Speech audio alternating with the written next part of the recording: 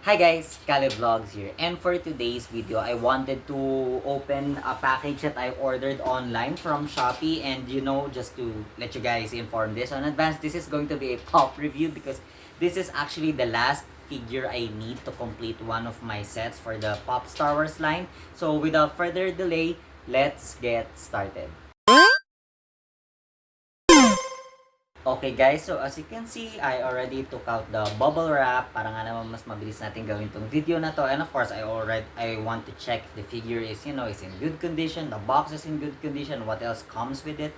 So just to give you guys a brief insight, so I did order this from Shopee and I forgot the name of the store, but I think they included it here. So thank you so much seller for putting this one. So I ordered this from the GV Collection Toy Store. So I think this is a sticker which is nice to continuously add to my sticker collection sa kwarto ko na meron ako.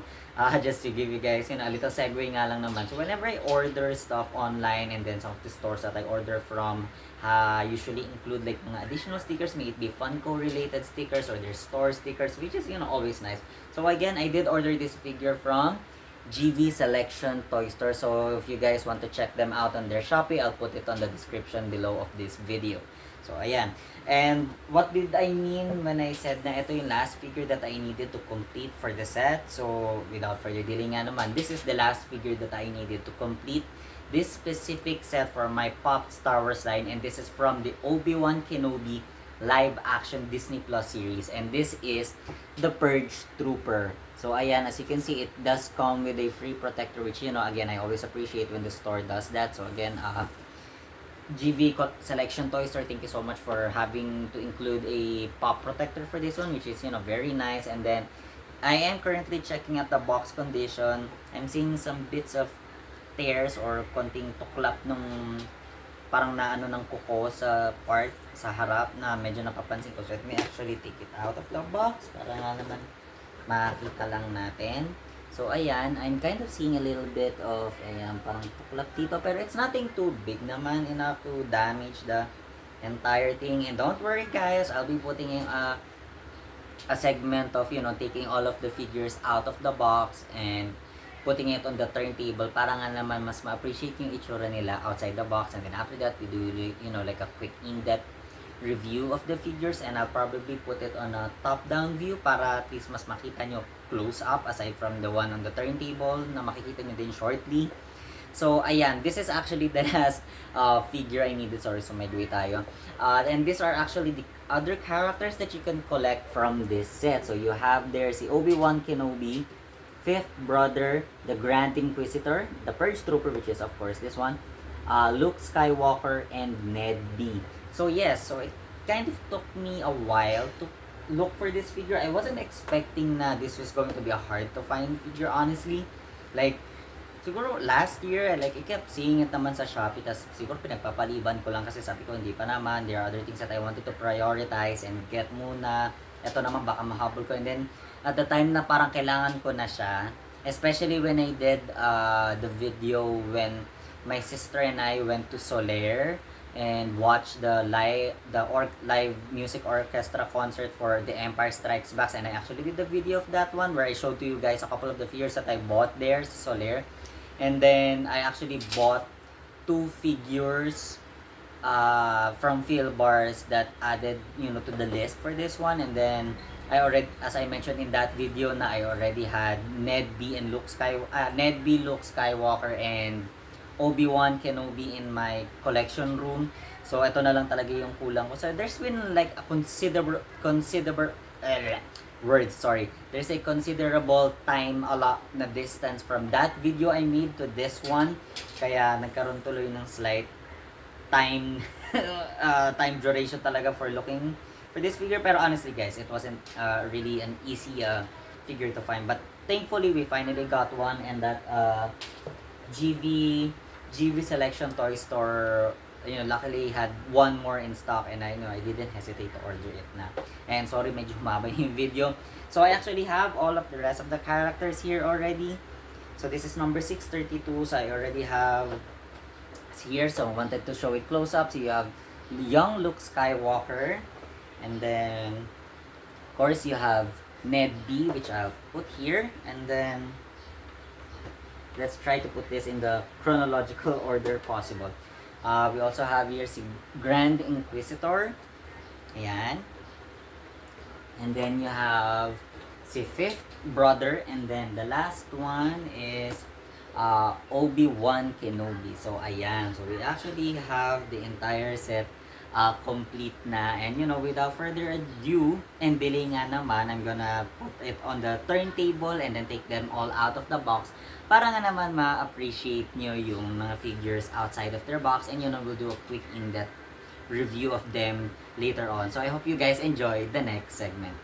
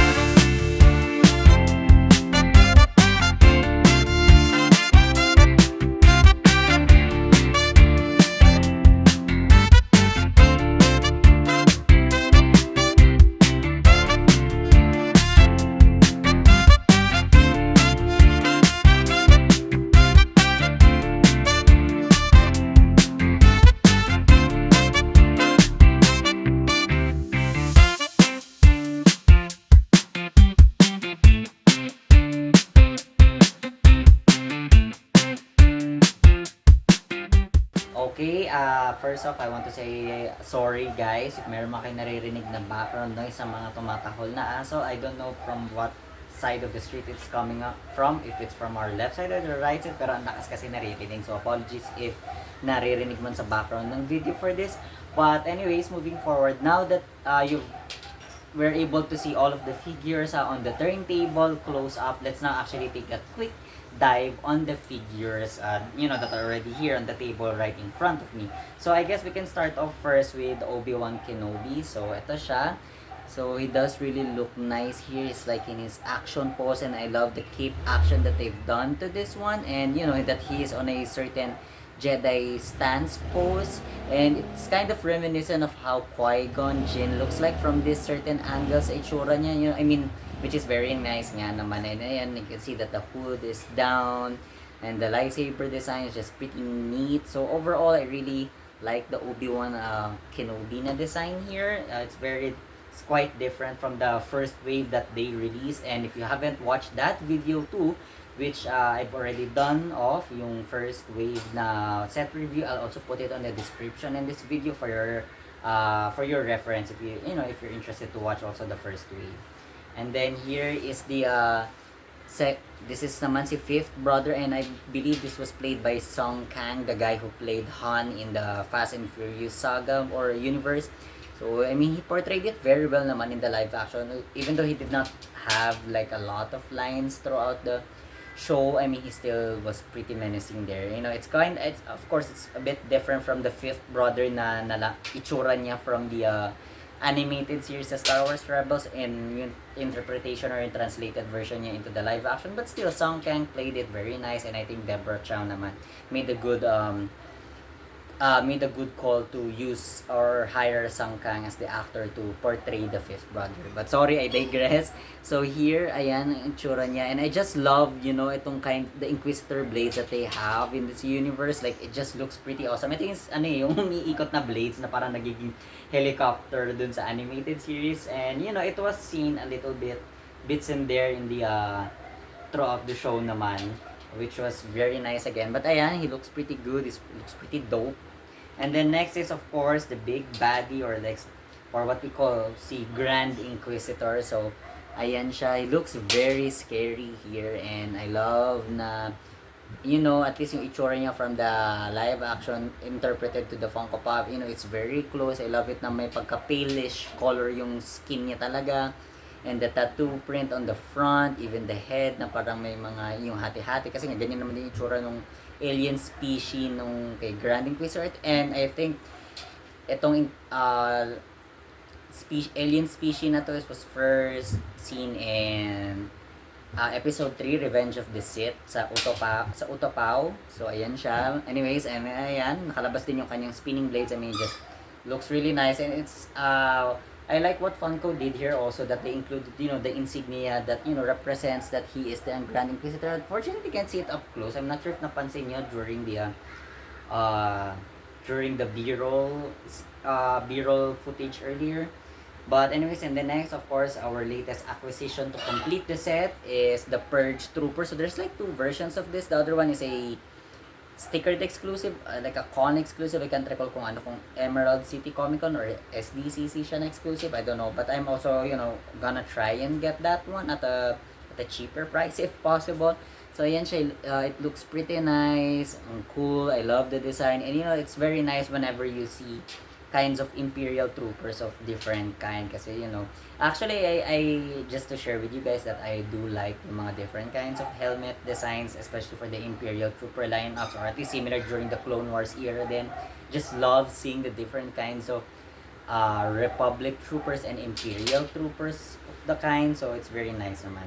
And I think the Purge Trooper debuted at the Jedi Fallen Order, or like yung video game series with Cal Kestis, but please correct me if mali man ako doon. Just let me guys know in the comment section if mali yung pagkasabi ko when this Purge Trooper was debuted. Maybe perhaps in a video game setup, or like an animated setup, baka sa Jedi Fallen Order, and then of course the live action series, and then perhaps baka meron din sa comics of Star Wars universe. And then next natin, of course, young Luke Skywalker. And this is nice kasi it could pair well with my young Princess Leia in my collection. Kasi I do have the young Princess Leia also in my collection. So sadly, hindi ko lang siya mapakita sa inyo. I might do a separate video na lang perhaps to show to you guys a couple of the stickered exclusives na meron ako under the Obi-Wan-Kenobi live action na series. So I do have a couple of them. I think I have around 4 or 5 of them in total. Perhaps I'll just show it through a video or on a short na lang. And sorry if naririnig nyo man yung mga tuta namin na iyak. I'll have to check lang, guys. So, I'll revert lang saglit, guys. Hold on a minute. Okay guys, sorry na I had to cut the video a bit kasi I had to check on the puppies. Pinalitan ko lang yung kanilang mga bote ng yellow with new ones kasi tunaw na naging cold water na lang or just regular warm water. Mainit kasi, so niinita talaga sila, kaya we have to replace it time to time with fresh new cold water, or at least yung nagyelo na. But anyway, sorry, nawala saglit, but let's actually go back again. So I think this was the last figure that I was touching.